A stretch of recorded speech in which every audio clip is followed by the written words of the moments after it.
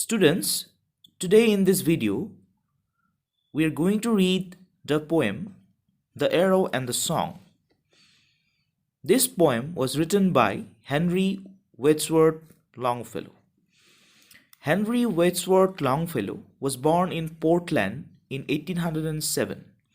He was educated at Bodwin College. He spent 3 years in Europe studying foreign languages.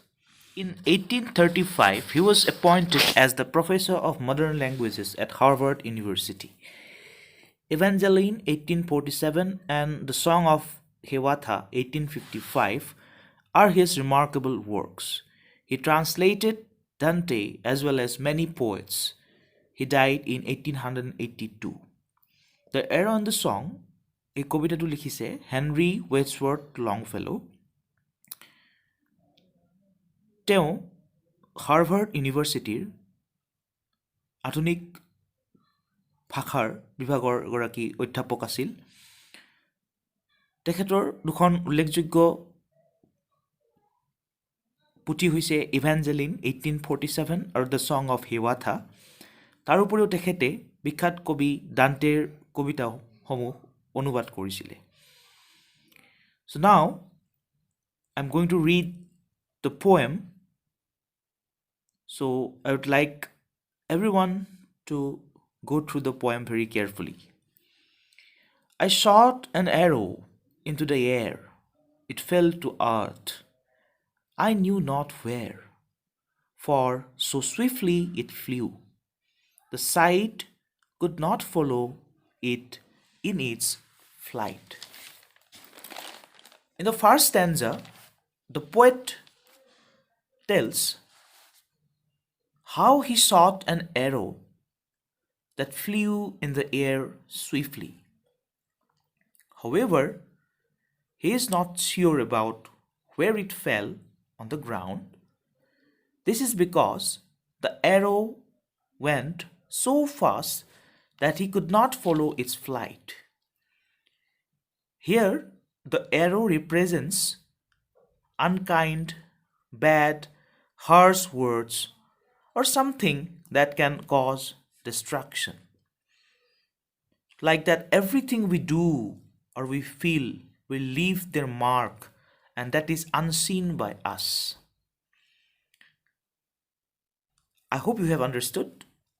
এই ষ্টেঞ্জাটোত কবিয়ে কৈছে যে কবিয়ে মুকলি আকাশলৈ এডাল কাৰ মাৰি পঠিয়াইছে আৰু সেই কাৰডাল গৈ পেলাই পৃথিৱীৰ ক'ৰবাত পৰিছে, কিন্তু কবিয়ে নাজানে সেই কাৰডাল ক'ত পৰিছে।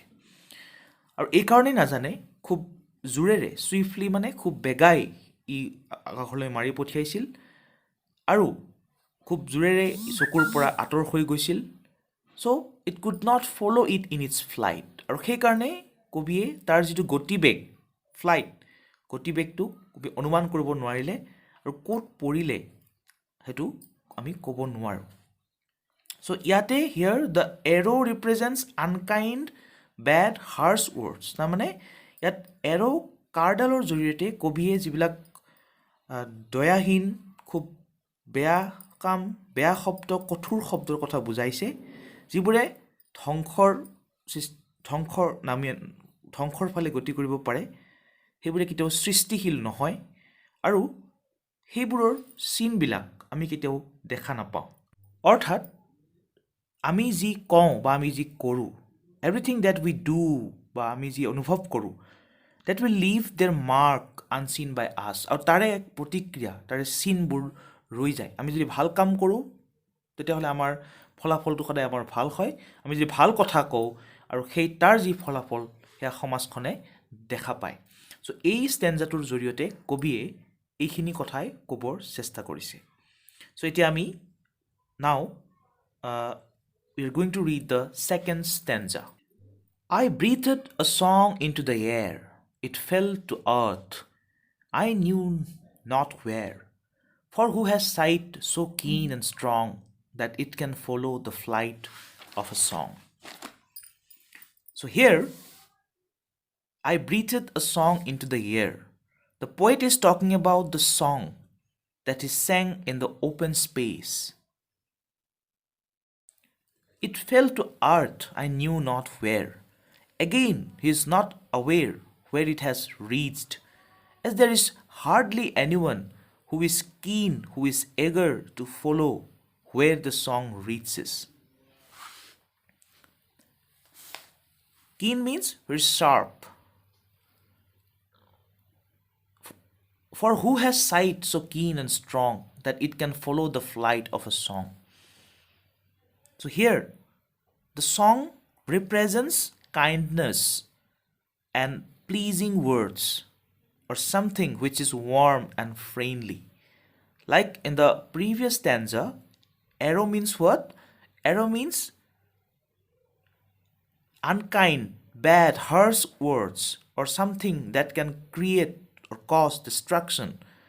On the other hand, a song, here it represents kindness and pleasing words, or something which is warm and friendly.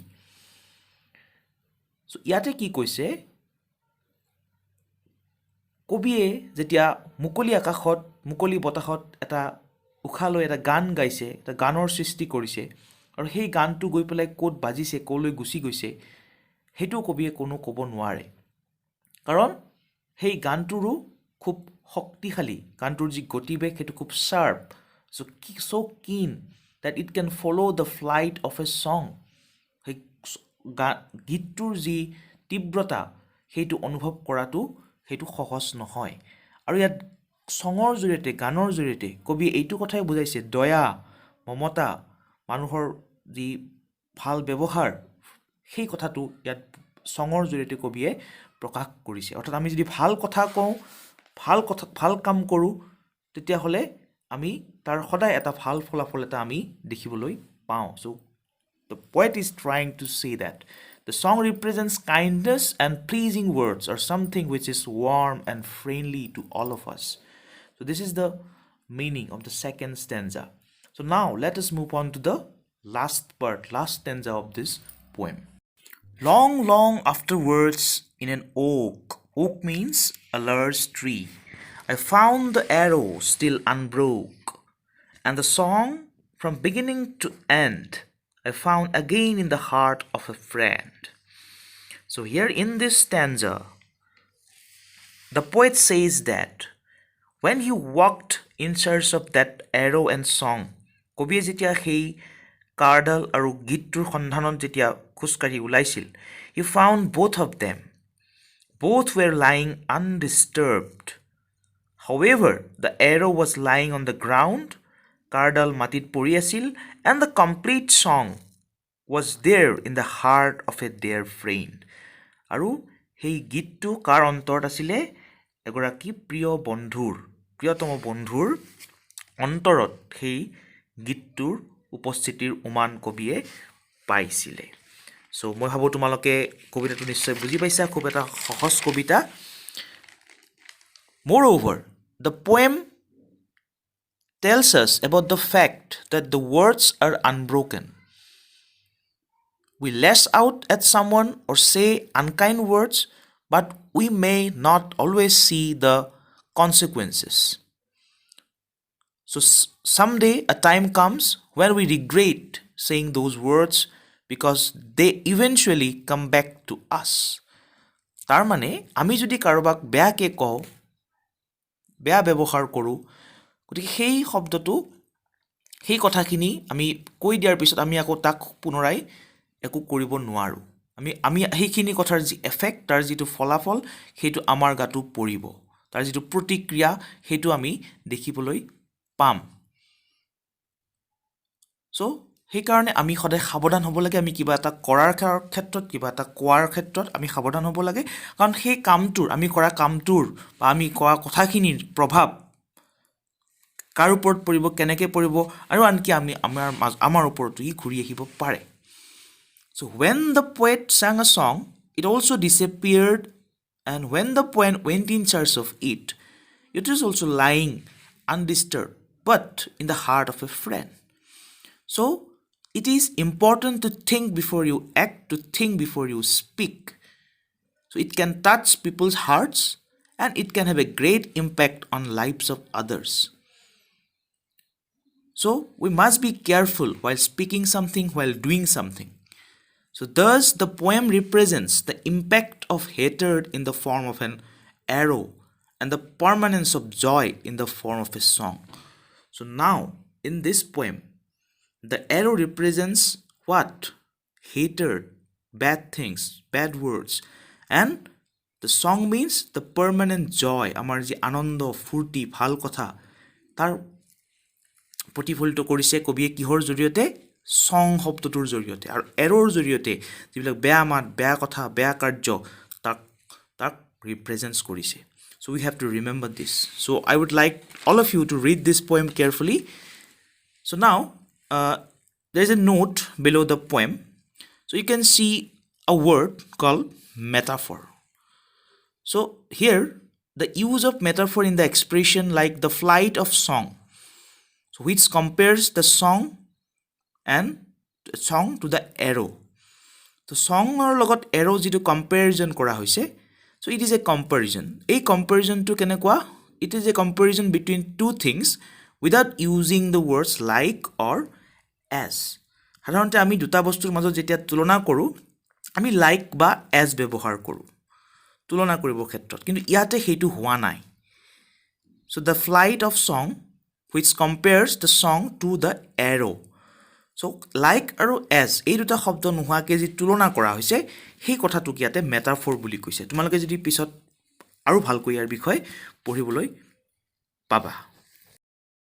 So now let us move on to the word note. Word note কিছুমান আছে। Swiftly it means quickly, promptly, মানে বেগাই, খুব বেগেৰে। Flight means the action of flying. Breathed it means took air into and sent out of the lungs. হাওঁফাওঁৰ পৰা আমি যি উশাহ নিশাহ লওঁ সেই কথাটো কৈছে। Sight means vision, দৃষ্টি, ability to see. Afterwards, at a later or a future time, কিছু সময়ৰ পাছত। Keen it means sharp. Oak is a very big and large tree. Unbroke it means not broken.